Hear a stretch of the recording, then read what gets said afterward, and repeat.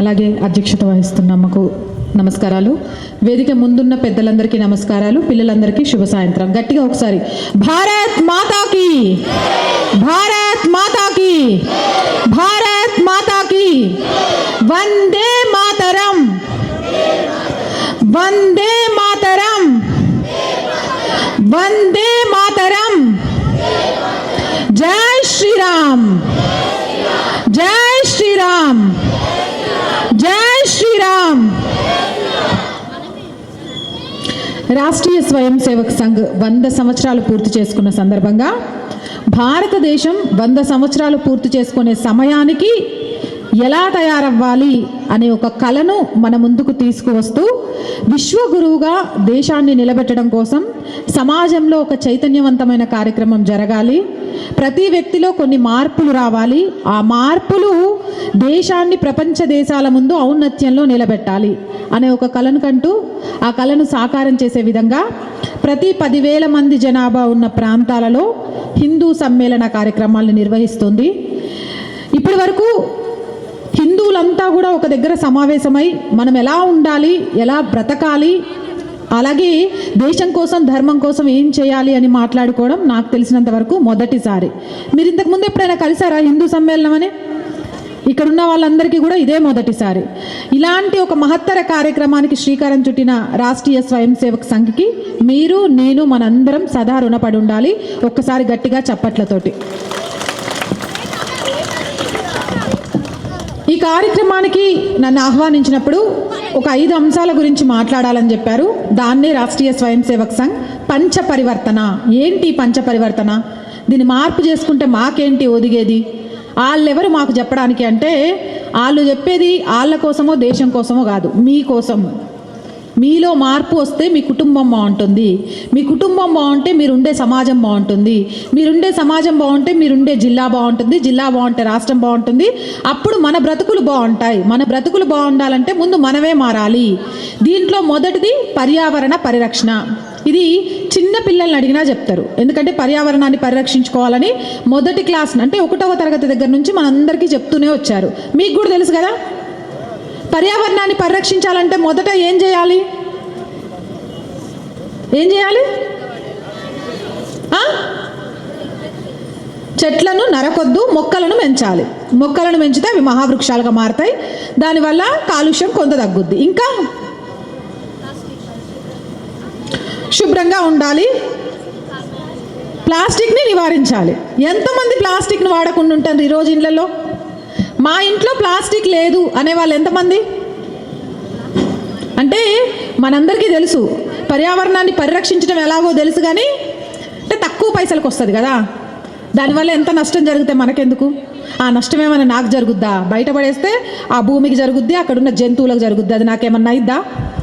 కానీ మీరు పడేసే ఒక పేపర్ కవరు ఏ పశువైనా సరే తినో ఇంకేదో జరిగో అది చనిపోతే ఆ పాపం మొత్తం మీదే.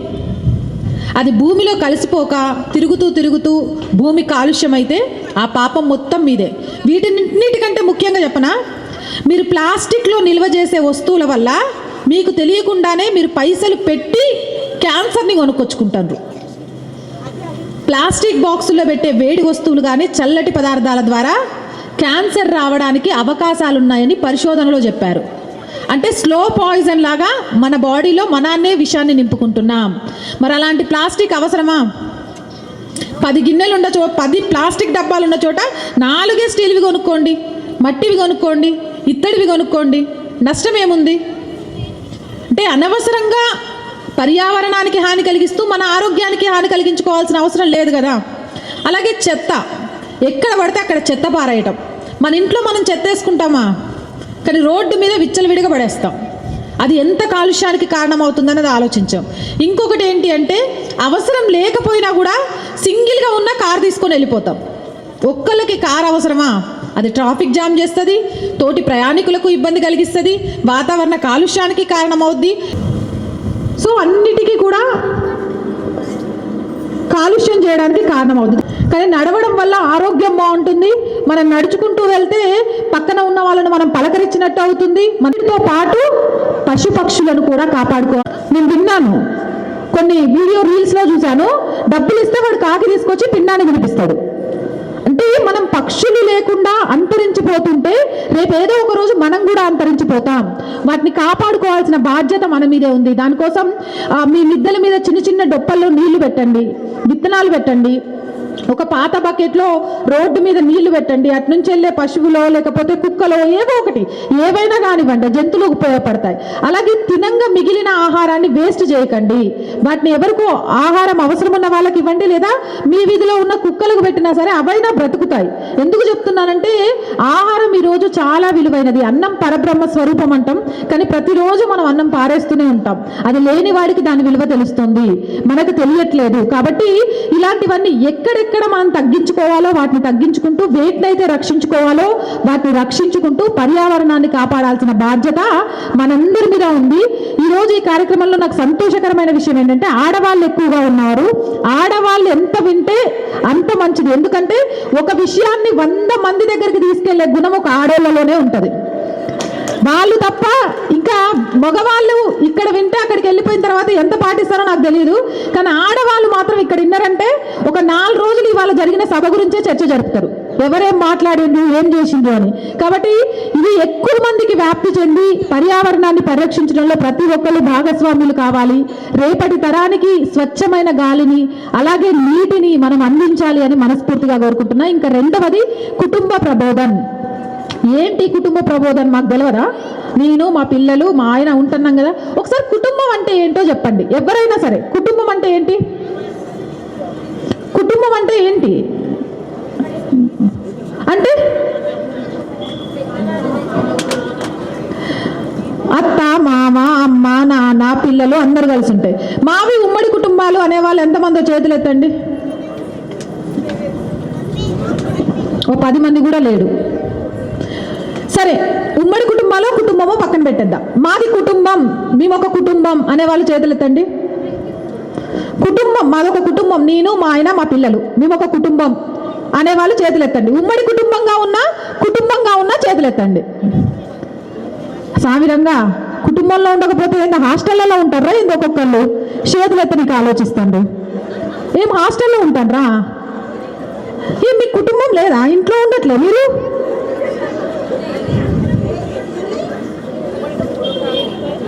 అందరం కుటుంబమే, ఇంట్లోనే ఉంటున్నాం. హాస్టళ్లలో ఉండే వాళ్ళే చేతులు ఎత్తకండి. మీకే డౌట్ చూసిందా? మేము కుటుంబంతో ఉంటున్నామా, హాస్టల్లో బ్రతుకుతున్నామా, మనుషుల మధ్య ఉంటున్నామా అనేది నేను చెప్పవసరం లేదు, మీకే డౌట్ వచ్చేసింది. సరే, మీరు కుటుంబంగా ఉంటున్నారని చెప్తున్నారు కదా, మీ కుటుంబంలో ఎవరుండని, భార్యాభర్తలే ఉండని, భార్యాభర్తలు పిల్లలే ఉండనివ్వండి, భార్యాభర్తలు పెద్దవాళ్ళతో కలిసి ఉండనివ్వండి, మేము మొబైల్ ఫోన్ ముట్టకుండా, టీవీ చూడకుండా ఒకరితో ఒకరు కూర్చొని మాట్లాడుకుంటూ భోజనం చేస్తాం అనే కుటుంబాలు అన్ని. నిజాలు చెప్పాలి, ఎదుటోళ్ళకి అబద్ధం చెప్పొచ్చు, కానీ దీన్ని మోసం చేయకూడదు. నవ్వుతారు. 10 మంది 15 మంది కూడా పట్టులేరు. మీరు చెప్పింది నిజమే. అందుకే ఇందాక మీరు కుటుంబం అంటే ఆలోచించారు చేయతనికి. ఎందుకంటే మనం యంత్రాలతో టైం గడిపేస్తున్నాం. మగవాళ్ళు అయితే మొబైల్ ఫోన్స్, ఆడవాళ్ళు అయితే సీరియల్స్. ఇప్పుడు ఆ సీరియల్స్ మొబైల్లో కూడా చూసేస్తారు, ఇన్స్టాగ్రామ్ రీల్స్, అంతే కదా. ఇంటికి మొగుడు వచ్చినా ఏవే కాఫీ ఇస్తా అంటే ఆగు మంచి సీరియల్ వస్తుంది, చిన్న బ్రేక్ రాని. కానీ మనం నవ్వుకుంటున్నాం, కానీ ఈ కుటుంబ విలువలు రేపు ఏమీ ఇవ్వవు. ఇంటికి భర్త రాగానే కాళ్ళు కడుక్కొని రండి, టీ ఇస్తా అని పలకరించే భార్యకు భర్త ఇచ్చే గౌరవం ఎలా ఉంటుంది? ఆగు కాసేపు బ్రేక్లో పోయి టీ తీసుకొస్తా అనే భార్యకు భర్త ఇచ్చే గౌరవం ఎంత ఉంటుంది అనేది ఆలోచించండి. మీ స్థానం ఎలా ఉండాలి? మీ ఇద్దరిని చూసి మీ పిల్లలు ఏం నేర్చుకోవాలి? మా అమ్మేంది, మా నాన్న పోయి వస్తే టీ ఇయ్యడానికి కూడా గిట్లంటుంది. ఓ గిట్నే ఉంటారా పిల్లలంటే? గిట్నే ఉండాలి కావచ్చు. ఓ మొగుళ్ళంటే గిట్ల బ్రతకాలు కావచ్చు. అండ్ మగవాళ్ళని కూడా అడుగుతున్నా, ఇక్కడున్న మగవాళ్ళని కూడా, ఇంటికి వచ్చిన తర్వాత రోజంతా మీకోసం కష్టపడే మీ భార్యల్ని ఈరోజు పనిలో అలసిపోయావా అని కానీ, లేకపోతే నీకేదైనా కావాలా అని కానీ అడిగే భర్తలు ఎంతమంది ఉన్నారు? ఇది కూడా ఉండరండి. 100కో 1కోటికో ఒకరు. ఏందమ్మా అడిగేది? నెల రాగానే ఫస్ట్ జీతం తీసుకుపోయి ఆమెకేగా ఇచ్చేది, ఇంకెక్కడి నుంచి తీసుకొచ్చి పెట్టాలి? అంటే మీరు జీతం మొత్తం ఇచ్చి ఇంటి ఖర్చులు వెళ్ళదీయమని చెప్పడం వేరు, ఇగోవే ఈ 10 రూపాయలు నీకోసమే, నీకేం కావాలో ఖర్చు పెట్టుకో అని చెప్పడం వేరు. అలా మీరు చూపించగలిగితే, నేను ఇందాక చెప్పా కదా, మీరు ఇంటికి రంగానే బ్రేక్ తర్వాత టీ రాదు, మీరు గడప లోపలికి వస్తుంటేనే మీకు టీ వస్తుంది. కాబట్టి చాలా ఎంత ఈజీగా అంటే చెప్తున్నవన్నీ నవ్వడానికి ఆనందంగా ఇస్తాయి, కానీ అనుభవించేటప్పుడు ఒకప్పుడు ఉమ్మడి కుటుంబాలున్నా ఏ లోటు ఉండకపోయేది. ఇప్పుడు ఇంట్లో మనుషులం ఉంటున్నాం, కానీ ఇంట్లో ఉంటున్నామా లేకపోతే హాస్టల్స్లో ఉంటున్నామా మనకే తెలియట్లే. భర్తతో భార్య మాట్లాడదు, భార్యతో భర్త మాట్లాడదు, ఎవరి పనులు వాళ్ళే, ఎవరికి వారే యమునా తీరి, ఎవరి హడావిడి వాళ్ళది. ఈ హడావిడిలో స్కూల్ నుంచి పిల్లలు వస్తారు, ఎలా వచ్చినవా కానీ స్నాక్స్ తిని గబగబ ట్యూషన్కి వెళ్ళాలి. వాళ్ళను మళ్ళీ ట్యూషన్కి తరిమినమా, మళ్ళీ ట్యూషన్ నుంచి రాగానే అరే పొద్దున 7 గంటలకే వస్తుంది, తిను 2 బుక్కలు తిను అని 2 బుక్కలు పెట్టాలా, పండబెట్టాలా, అంతే కదా. ఇదే మనం చేసేది. మరి ఆ 2 బుక్కలు పెట్టుడు, చదివించుడు హాస్టల్లో వార్డెన్ కూడా చేస్తుంది కదా. మరి తల్లిదండ్రులకు తేడా ఏందమ్మా? వాళ్ళ కోసం బిల్డింగ్లు కడుతున్నాం, వాళ్ళ కోసం పైసలు సంపాదిస్తున్నాం, వాళ్ళ కోసం బ్యాంకు బ్యాలెన్స్ చేస్తున్నాం, రేపు పెళ్లి కోసం నగలు కొని పెడుతున్నాం, ఇంకా ఇంతకంటే ఏం చేయాలి అని అంటే, ఇవన్నీ కూడా మీరు ఇన్ని కూడబెట్టినా మీ పిల్లల కోసం మీరు సమయం ఇవ్వకుంటే, మీ పిల్లల ఆలోచనని మీరు పంచుకోకుంటే, ఇదంతా బూడిదలో పోసిన పన్నీరే. ఇవేవి మీ పిల్లల్ని రేపు కాపాడవు. మీరు మీ పిల్లలకి ఇచ్చే సమయం, మీరు మీ పిల్లలకు నేర్పించే విలువలు, మీరు మీ పిల్లలతో పంచుకునే ప్రేమ ఆప్యాయతలే రేపు వాళ్ళకు ఒక దిశానిర్దేశం చేస్తాయి. కాబట్టి పైసలు కూడబెట్టడం మానేయండి. అంటే సంపాదించొద్దు అని నేను చెప్పట్లేదు, కానీ సంపాదనతో పాటు పిల్లలకు సమయాన్ని ఇవ్వండి. రోజులో కాసేపు వాళ్ళతో మాట్లాడండి. వాళ్ళకి ఆ రోజు జరిగిన కష్టాలేంటి, ఆ రోజు జరిగిన నష్టాలేంటి, వాళ్ళు చాలా సంతోషపడ్డ సందర్భం ఏంటి, వాళ్ళు ఎవరి వల్ల అయినా బాధపడుతున్నారా, ఏ టీచర్ అన్నా భయపడుతున్నారా, లేకపోతే స్కూల్ నుంచి వచ్చేటప్పుడు వాళ్ళని ఎవరైనా ఇబ్బంది పెడుతున్నారా, సోషల్ మీడియాలో అసలు వాళ్ళు ఎవరితో స్నేహం చేస్తున్నారు, వాళ్ళకి ఇన్స్టా అకౌంట్లు, ట్విట్టర్ అకౌంట్లు, ఇలాంటి అకౌంట్లు ఏమైనా ఉన్నాయా, ఉంటే వాళ్ళు ఎవరిని ఫాలో చేస్తున్నారు, దానివల్ల వాళ్ళు ఏం నేర్చుకుంటున్నారు. పిల్లల విషయంలో ఇవన్నీ గమనించాలి. అవన్నీ గమనిస్తూ ఉన్న వాళ్ళే తల్లిదండ్రులు, లేకపోతే మిగిలిన ఎవరైనా వార్డెన్లతో సమానమే. సీరియస్గా చెప్తున్నా. ఈరోజు మీలో ఎంతమంది తల్లిదండ్రులకు మీ పిల్లల సోషల్ మీడియా అకౌంట్ డీటెయిల్స్ తెలుసు? ఎంతమంది తల్లిదండ్రులకు తెలుసు? వాళ్ళు అడగానే స్మార్ట్ ఫోన్ కొనిస్తాం, వాళ్ళు అడగగానే ట్యాబ్ కొనిస్తాం, వాళ్ళు అడగగానే ల్యాప్టాప్ కొనిస్తాం. అందులో వాళ్ళు అసలు ఏం చేస్తున్నారనేది మనం గమనిస్తున్నామా? ఎంతో మంది ఈరోజు పిల్లలు తల్లిదండ్రుల ప్రేమ దొరకక ఎవడో ఒకడు ప్రేమగా మాట్లాడితే అదే నిజమైన ప్రేమ అనుకొని, ఎవడో కొంచెం సమయం ఇవ్వగానే అబ్బా వీడు చూడు నా కోసం ఉద్యోగాన్ని వదులుకొని 2 గంటలు వచ్చేసిండు, వీడు చూడు నన్ను సినిమాకి తీసుకెళ్తాడు అనే భ్రమలోటి జీవితాలని నాశనం చేసుకుంటున్నారు. ఒక మొబైల్ ఫోన్ కొని లేదని తల్లిదండ్రుల ప్రాణాలు తీస్తున్నారు. ఆన్లైన్ గేమ్లకు బానిసలై తెలియకుండా అప్పులు చేసి బయటకు తెలిస్తే ఏమవుతుందో అని ఆత్మహత్యలు చేసుకుంటున్నారు. ఈ పాపం అంతా ఎవరిదో తెలుసా? సమాజానిదో, పిల్లలదో కాదు, తల్లిదండ్రులదే. వాళ్ళని గమనించని తల్లిదండ్రులదే, వాళ్ళను ప్రేమతో చూసుకొని తల్లిదండ్రులదే. పిల్లలు మీ బాధ్యత కాదండి, లేకపోతే పిల్లలు మీకు బరువు కాదు. రేపటి మీ వంశాన్ని నిలబెట్టే వంశాంకులు. మీరు ఏం నేర్పిస్తే అదే రిఫ్లెక్ట్ అవుతుంది. మీరు మంచి చెప్తే వాళ్ళు మంచి నేర్చుకుంటారు, మంచి వంశాంకులు అవుతారు, మీ వంశాన్ని నిలబెడతారు. మీరు చెడ నేర్పిస్తే ఎవడికి పుట్టిండ్రా వీడు ఇంత దరిద్రంగా ఉన్నాడు అని మిమ్మల్ని దిట్టించడానికి కారణమవుతారు. దయచేసి వారానికి ఒక్కసారైనా సరే కుటుంబం మొత్తం మొబైల్ ఫోన్ ఆఫ్ చేసేసి, టీవీలు బంద్ చేసి, ఒకరితో ఒకరు మాట్లాడుకుంటూ, పిల్లలతో మాట్లాడుకుంటూ భోజనం చేయండి. వారానికి ఒక్కసారైనా మీ దగ్గరలో ఉన్న గుడికి మీ పిల్లల్ని తీసుకొని వెళ్ళండి. అలా మీ పిల్లల కోసం సమయం ఇవ్వండి. ఆ సమయంలో వాళ్ళ మనస్తత్వం ఎటెళ్తోంది, వాళ్ళ ఆలోచనలు ఎలా ఉన్నాయనేది తెలుసుకోండి. అండ్ దీంతో పాటు ఉమ్మడి కుటుంబంగా ఉండడానికి ప్రయత్నం చేయండి. చాలా మంది నేను వెళ్ళినప్పుడు, కొంతమందిని కలిసినప్పుడు నాకు చెప్తూ ఉంటారు, అమ్మ మా అబ్బాయికి సంబంధం వచ్చింది కానీ ఇంట్లోనట అత్తమామలు ఉండకూడదట. అరే అత్తమామలు లేకుండా కొడుకు ఎక్కడి నుంచి వచ్చిండు? వాళ్ళని ఎల్లగొడితే ఈ కొడుకు ఉంటాడా? పోనీ ఇప్పుడు అత్తమామలు ఎల్లగొడుతున్నావు, రేపు నీ కొడుకు నీకు వచ్చే కోడలు అట్లా చెప్తే నువ్వు యాక్సెప్ట్ చేస్తావా? ఇంకొంతమంది నువ్వు పెళ్లి చేసుకొని రాగానే పుట్టిల్లు మర్చిపోవాలి. ఏంది షీ అంటే మా అంటే పుట్టింటి కురుకుతావు? అరే నువ్వు నీ అమ్మా నాన్నతో ఉంటున్నావు కాబట్టి నీకు ఆ బాధ తెలవట్లేదు. కనీసం నెలకొకసారైనా వాళ్ళ అమ్మా నాన్న అమ్మాయి చూసుకోవాలన్న కోరికను అర్థం చేసుకోవాలి కదా. వాళ్ళనైనా తీసుకొచ్చుకొని మీ దగ్గర పెట్టుకోవాలి కదా. మీ తల్లిదండ్రులు మీకు ఎలా బాధ్యత, వాళ్ళ తల్లిదండ్రులు వాళ్ళకి అలా బాధ్యత కదా. ఆ బాధ్యతలను ఇచ్చిపుచ్చుకోవడంలో ఒకరికొకరు గౌరవించుకోండి. ఒకరి బాధ్యతలను ఇంకొకరు గౌరవించండి. పెద్దవాళ్ళంటే భారం కాదు, మనకు మార్గదర్శకం తెలుసుకోండి. ఏ ఇంట్లో అయితే పెద్దవాళ్ళు ఉంటారో, అత్తమామ లేకపోతే ఇటు అత్తమామ కానీ, అలా పెద్దవాళ్ళు ఎవరైతే ఉంటారో ఆ ఇంట్లో గొడవలు కావు, ఆ ఇల్లు పెడదోవని పట్టదు, ఆ ఇల్లు ఎప్పటికీ చెడిపోదు. ఎందుకంటే మనం ఎక్కడ దారి తప్పుతున్నాం అనిపించినా వాళ్ళు మనకు ఒక సజెషన్ ఇస్తారు. మనం గొడవ పెట్టుకున్నామంటే ఏంద్రా లోపడేదో గొడవ అవుతుంది, ఏంది సంగతి అనగానే అమ్మో వాళ్ళు ఇంటే బాధపడతారేమో, వాళ్ళు ఇంటే ఏమన్నా అయిద్దేమో అని అక్కడితో ఆ గొడవ గప్చుప్ సాంబార్ బుడ్డ అయింది. అండ్ పిల్లలతో మీరు టైం గడపకపోయినా వాళ్ళు అసలు కంటే వడ్డీ ముద్దు అని మీ పిల్లల్ని ఇంకా ఎక్కువ ప్రేమగా చూసుకొని మన రామాయణ, మహాభారత, భగవద్గీతలు, మన చుట్టాల గురించి, మన రిలేషన్స్, మన ఊరి గురించి చెప్పి వాళ్ళలో ఒక ఆత్మీయతను పెంపొందించడానికి కారణమవుతారు. పసిపిల్లలుగా ఉన్నప్పుడు మనం ఎన్ని చేసినా భరించిన తల్లిదండ్రులను వృద్ధాప్యంలోకి వచ్చిన తర్వాత ఒంటరిగా వదిలేయకండి. అది ఏ కారణమైనా కానీ వాళ్ళది చాదస్తం కాదు, మన జీవితానికి ముందు చూపు అనేది గ్రహించండి. ఎవరైతే ఉమ్మడి కుటుంబంగా ఉంటారో వాళ్ళదే చింతలేని కుటుంబం అని నేను నమ్ముతా. అలాంటి కుటుంబాలు ఉండాలి. ఒక కుటుంబం బాగుంటే, మళ్ళీ చెప్తున్నా, సమాజం బాగుంటుంది.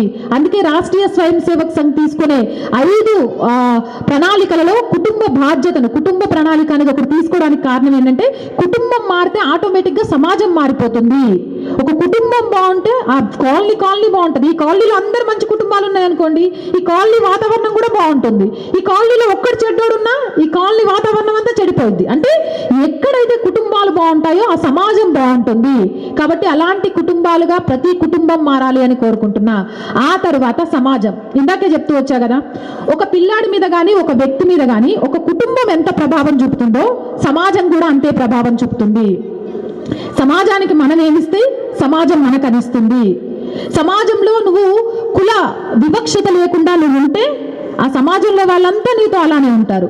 ఆ సమాజంలో నువ్వు ఆర్థిక అసమానత లేకుండా ఉంటే అక్కడున్న వాళ్ళంతా నీతో అలానే ఉంటారు. గడప లోపల కులం, గడప దాటితే హిందువులం అని ఆలోచించే వాళ్ళు ఎంతమంది?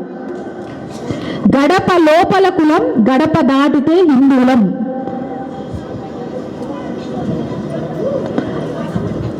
ఆలోచించి చేయెత్తుతున్నారంటేనే మీ ఆలోచనని నేను అర్థం చేసుకోగలను.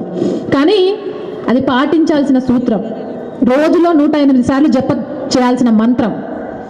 గడప లోపల కులం అని ఎందుకు చెప్తున్నానంటే, అసలు హిందూ ధర్మంలో, హిందూ మతం కాదు, దాన్ని పక్కన పెట్టేసేయండి, హిందూ ధర్మం, ఆ ధర్మంలో కులాలే లేవు, వర్ణాలు మాత్రమే ఉన్నాయి. ఇక ఇప్పుడు కులం కులం కులం కులం అని వచ్చింది కాబట్టి మనం కూడా మాట్లాడుతున్నాం. గడప లోపల ఎందుకు ఉండాలి అంటే, మన అత్తమామలు వంశపారంపర్యంగా మనకు వస్తున్న కొన్ని ఆచార వ్యవహారాలను నేర్పిస్తూ వస్తారు. ఆ ఆచార వ్యవహారాలలో వాళ్ళ మనస్సు నొప్పించకూడదు కాబట్టి ఆ గడప లోపల ఉన్నంత వరకు మన ఆచార వ్యవహారాలను మన వర్ణాలకు అనుగుణంగా పాటిస్తూ ఉండాలి. వన్స్ మనం గడప దాటినము అంటే కమ్మైనా, కాపైనా, రెడ్డైనా, మాలైనా, మాదికైనా, బ్రాహ్మణుడైనా హిందువు, నువ్వెవరు అంటే హిందువు అని చెప్పేలాగా ఉండాలి. కులాన్ని చూసి కాదు మనిషికి విలువ ఇవ్వాల్సింది, గుణాన్ని చూసి, ఆ మనిషి యొక్క మంచి మనసును చూసి. బాగా పెద్ద కులంలో పుట్టి వాడి బుద్ధి వంకర అయితే ఏం లాభం? ఏదో చిన్న కులంలో పుట్టి దేశం కోసం, ధర్మం కోసం ఆలోచించేంత మంచి మనసు ఉంటే ఎంత గొప్పది. కాబట్టి ఈ కులాన్ని పక్కన పడేయండి అమ్మా, అస్సలు ఆలోచించకండి. రేపు కార్తీక మాసం వస్తుంది, ఆ కార్తీక మాసంలో కూడా హిందూ కార్తీక వనభోజనాలు మాత్రమే జరగాలి. కమ్మగా వనభోజనాలు కాదు, రెడ్డి వనభోజనాలు కాదు, కాపు వనభోజనాలు కాదు, హిందూ వనభోజనాలు జరగాలి.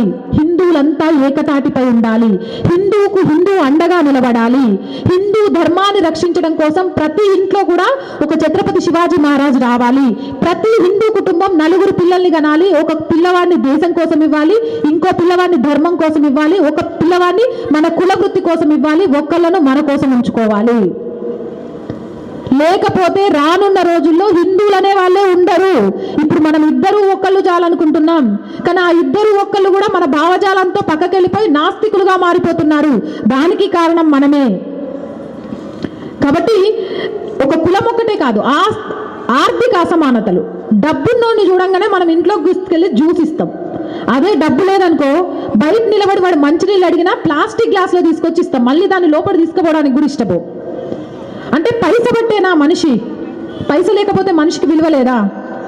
అన్నం తినే దగ్గర కూడా బాగా పైసున్నోడు వచ్చిందనుకో, ఒకే కులానికి చెందిన ఇద్దరు, ఒకడు మన ఇంట్లో డ్రైవర్గా చేస్తాడు, ఒకడు కావాలి ఎమ్మెల్యే అనుకుందాం. ఎమ్మెల్యే వస్తే తీసుకెళ్లి డైనింగ్ టేబుల్ మీద కూర్చోబెట్టి పెడతాం. అదే మన డ్రైవర్కి బయట కూర్చొని తినమని చెప్తాం. అంటే కడుపు నింపే విషయంలో కూడా మనం వ్యత్యాసం చూపిస్తున్నాం. మన ఇంటి పని మనిషి కూతురో కొడుకు ఏ రోజైనా వాళ్ళ అమ్మతో మన ఇంటికి వచ్చాడు అనుకోండి, వాళ్ళ అమ్మ మీద మనం చూపిస్తున్న వివక్ష చూశాడనుకోండి, రేపు వాడు నీ కుటుంబానికి ఏమైనా కష్టం వస్తే అండగుంటాడా? పోనీ ఇంకో కుటుంబానికి కష్టం వస్తే అండగుంటాడా? ఉండడు. మా అమ్మని చిన్న చూపు చూసిన ఈ సమాజం మీద నేనెందుకు ప్రేమ చూపించాలి అనుకుంటాడు. మా నాన్నని చిన్న చూపు చూసిన ఈ సమాజాన్ని నేనెందుకు ఆదుకోవాలి అనుకుంటాడు. అలా రేపు నీకు కష్టం వచ్చినప్పుడు ఎవ్వడూ ఉండడు. కాబట్టి ఆర్థిక అసమానతలు లేని ఒక సమాజాన్ని మనం నిలబెట్టాలి. అలాంటి సమాజం రావాలి. ఒక్క రోజైనా సరే మీకోసం పనిచేసే ఇస్త్రీ చేసే బట్టలు ఇస్త్రీ చేసే వాళ్ళు కావచ్చు, ఇంట్లో పనిచేసే వాళ్ళు కావచ్చు, డ్రైవర్లు కావచ్చు, మీ షాప్లో పనిచేసే వాళ్ళు కావచ్చు, ఎవరైనా కావచ్చు, మీకోసం పని చేస్తున్నారనే వాళ్ళని పిలిచి మీరే స్వయంగా వంట చేసి వాళ్ళతో కలిసి కూర్చొని భోజనం చేయండి. వాళ్ళతో సమానంగా కూర్చొని భోజనం చేయండి. అలా చేసిన రోజు ఒక మంచి సమాజాన్ని నిర్మించవచ్చు. ఆ సమాజం ఖచ్చితంగా దేశ భవిష్యత్తు కోసం ఎంతగానో ప్రేరణనిస్తుంది. ఇక 4వది స్వ. స్వ అంటే నేను కాదు, మనది, నా దేశం. నా దేశం ఆర్థికంగా అభివృద్ధి చెందాలి అంటే నేనేం చేయాలి? నా దేశంలో పరిశ్రమలను ప్రోత్సహించాలి. నా దేశంలోని వస్తువులనే నేను కొనాలి. అలాగే నా దేశంలో జరిగే వ్యాపారస్తులను నేను ప్రోత్సహించాలి. చైనా వస్తువులో, పాకిస్తాన్ వస్తువులో, లేకపోతే అమెరికా. చాలా మంది నువ్వు ఏ షాంపూ వాడుతున్నావు అంటే అమెరికా బ్రాండ్. ఏంది అమెరికా బ్రాండ్? ఆడి కోపం వస్తే 100% సుంకం పెంచుతాడు. అవసరమా? ఇక్కడ తయారు చేసేటోళ్ళు లేరా షాంపూలు? ఇక్కడ టూత్పేస్ట్లు తయారు చేసేటోళ్ళు లేరా? అసలు మనం దైనందిక జీవితంలో వాడే ఏ వస్తువు ఇండియాలో తయారు చేసేది లేకుండా ఉంది.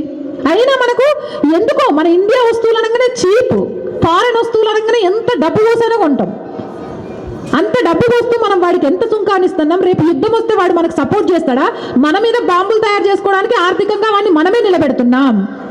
అలా కాకుండా స్వదేశీ వస్తువులను కొనండి. అలాగే మన కాలనీలో ఉండే చిరు వ్యాపారులతో వ్యాపారం చేయండి. ఆన్లైన్ వ్యాపారాలకు స్వస్తి పలకండి. ఆన్లైన్ వ్యాపారస్తులు మీకు కష్టం వస్తే ఒక్కరోజు కూడా మీకు అప్పియరు, ఒక్కరోజు కూడా మీకోసం ఆగరు. ముందు డబ్బు పే చేయి, తర్వాత నీ వస్తువు నీకు ఇస్తామంటారు. కానీ మన కాలనీలో ఉన్న చిన్న చిన్న వ్యాపారాలు చేసుకునేటోళ్ళు మీరు రేపు ఇస్తామంటే సరే వెళ్ళిపోండి అమ్మా అని చెప్తారు. మీ పిల్లల్ని పంపించినా సరే మీకు ఏమైనా వస్తువులు కావాలంటే ఇస్తారు. అలాంటి వ్యాపారస్తులను ప్రోత్సహించండి. ధర్మాన్ని కాపాడండి. సనాతన హైందవ ధర్మం, హిందూ ధర్మం అంటే ఈరోజు ఎంతమందికి తెలుసు? బొట్టు పెట్టుకోవడం, కాషాయ తాడు కట్టుకోవడం, మెల్లో రుద్రాక్ష మాలేసుకోవడం, ఇవే హిందూకు సింబల్స్. ఇవి ఒక్కటే సింబల్స్ కాదు. అలా పెట్టుకున్న వాళ్ళు హిందువులు కాదు. మీ దగ్గర ఉన్న గుడిలో రోజు దేవుడికి ధూపదీప నైవేద్యాలు జరుగుతున్నాయా? అలా ఆలోచించేవాడు హిందువు. అలాగే మీ కాలనీకి సంబంధించి కార్యక్రమాలలో హైందవ ధర్మాన్ని కాపాడే కార్యక్రమాలు ఏం జరుగుతున్నాయి? మీ పిల్లలకు పంపించే స్కూల్స్, బొట్టు తీసేసే స్కూల్స్, గాజులు వేసుకోవద్దనే స్కూల్స్కి పంపించకుండా ఉండడం సనాతన హైందవ ధర్మాన్ని కాపాడటం. ఎక్కడైతే బొట్టు పెట్టుకొనిస్తారో, ఎక్కడైతే గాజులు వేసుకొనిస్తారో అలాంటి స్కూల్స్కే మీ పిల్లల్ని పంపించండి. అలాంటి స్కూల్సే లేవా? ఉన్నాయి కదా. మరి ఇంగ్లీష్ ఒక్కటి వస్తే చాలా mummy mummy mummy, daddy daddy daddy, grand మా గ్రాండ్ పా అంటే సరిపోతుందా? ఏంది మమ్మీ మమ్మీ మమ్మీ? పొద్దున్న లేస్తే శవపెట్ట అని పిలిపించుకోలేకుండా మమ్మీ అని పిలిపించుకుంటారు. అమ్మ అని పిలిచే పిలుపులో ఉండే ఆప్యాయత మిగిలిన దాంట్లో ఉండదు. అత్తమ్మ, అమ్మమ్మ, నాన్నమ్మ, తాతయ్య అంటే ఎంత బాగుంటుంది. గ్రాండ్ పా, ఆంటీ, అంకుల్ ఎంత చెత్తగా ఉంటుంది. చాలా మంది చెప్తుంటారు మా పిల్లలు గుడ్ మార్నింగ్ గుడ్ ఆఫ్టర్నూన్, అసలు నోరు తెరిస్తే ఇంగ్లీషే మాట్లాడతారు. ఏంది నోరు తెరిస్తే? దేనికది? ప్రపంచ దేశాలతో మనకు అనుబంధం ఉండాలంటే ఇంగ్లీష్ రావాలి. అంత మాత్రాన మన మాతృభాషను మర్చిపోమని చెప్పడం కాదు. అలాగే మన ధర్మాన్ని వదిలిపెట్టమంటాం కాదు. జీన్సులు వేస్తే ఆరోగ్య సమస్యలు వస్తాయని ఎంతమందికి తెలుసు? జీన్సులు వేసుకోవడం ద్వారా ఆరోగ్య సమస్యలు వస్తాయి అని ఇక్కడున్న ప్రతి ఒక్కరికి తెలుసు. కానీ మనం జీన్సులు కొనియడానికి చూపించే శ్రద్ధ 2000 అయినా జీన్స్ కొనిస్తాం. కానీ 1000 రూపాయలకు వచ్చే లంగా జాకెట్ని కొనియం. అలాగే 1000 రూపాయలకు వచ్చే లంగా ఓనిని కొనియం. కనీసం దేవుడి గుడికి వెళ్ళేటప్పుడైనా అలాంటి బట్టల్లో పిల్లల్ని వేసుకోమని మనం చెప్పం. మన దేవీ దేవతల గొప్పదనం వాళ్ళకి చెప్పం. స్కూల్కి వెళ్ళేటప్పుడు కనీసం దేవుడికి దండం పెట్టుకొని వెళ్ళమని చెప్పం. ఇవేవి మనం నేర్పకపోతే ఎవరు నేర్పుతారు? ఇల్లే తొలి గురువు పిల్లలకి. ఇంట్లో నుంచే ఏదైనా మొదలు నేర్చుకోవడం రావాలి. అలాంటి స్వధర్మాన్ని ఇంటి నుంచే మొదలు పెట్టండి. దాంతోపాటు ఇప్పుడు జనాభా గణన జరుగుతుందమ్మా. జరిగేటప్పుడు మీకు తెలిసిన భాషలను టిక్ చేయమని అడుగుతారు. అందులో మీరు మాట్లాడే భాష, మీ మాతృభాష ఏది ఉంటే అది టిక్ చేయడంతో పాటు సంస్కృతం భాషను కూడా టిక్ చేయండి. మర్చిపోకండి, సంస్కృతాన్ని కాపాడుకోవాల్సిన బాధ్యత హిందువుల మీదే ఉంది. నాకేమొచ్చు సంస్కృతం నేను టిక్ చేయడానికంటే, పొద్దున్నే పూజ గదిలోకి పోయి శుక్లాంబరధరం విష్ణుం శశివర్ణం చతుర్భుజం అని చదువుతారు కదా, అది సంస్కృతమే. మనకు తెలియకుండానే మనం మాట్లాడే రోజువారి భాషలో అనేక సంస్కృత పదాలు ఉంటాయి.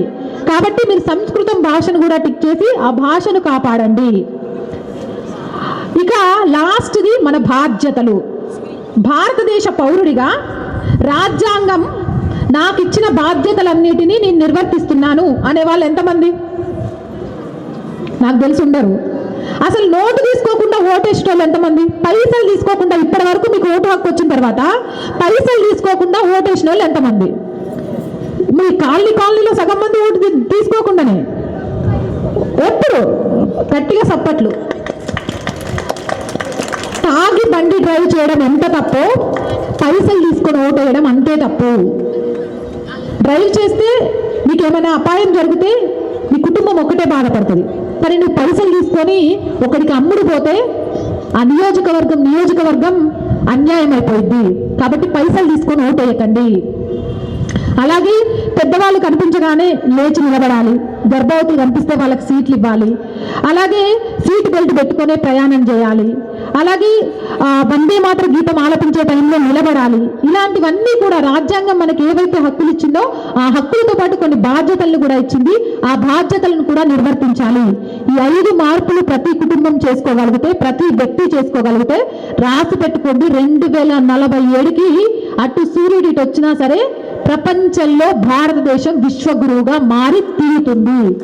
అది మన చేతుల్లోనే ఉంది. అది ఈ క్షణం నుంచే, ఇప్పటి నుంచే మనం మొదలు పెట్టాలి. మీరంతా సిద్ధమా? గట్టిగా సిద్ధమా? సరే, నా కోసం ఒక చిన్న ప్రతిజ్ఞ, 5 లైన్లు. మీ చేతులు ముందుకు పెట్టండి. ఎంత గట్టిగా చెప్పాలి అంటే ఈ సభకు రాని వాళ్ళకు కూడా వినబడాలి, వాళ్ళు కూడా పాటించాలి. పర్యావరణాన్ని పరిరక్షిస్తాం.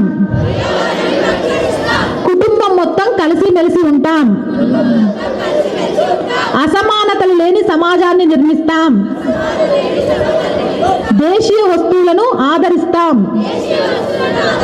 ధర్మాన్ని కాపాడుతాం. రాజ్యాంగం మాకిచ్చిన బాధ్యతలను నిర్వర్తిస్తాం. దేశం కోసం, ధర్మం కోసం ప్రాణం ఇవ్వడానికైనా సిద్ధంగా ఉంటాం. హిందూ అన్నదమ్ములు, హిందూ అక్క చెల్లెలు, హిందూ అన్న చెల్లెలు, హిందూ అక్క తమ్ములు. భారత్ మాతాకి, భారత్ మాతాకి, భారత్ మాతాకి.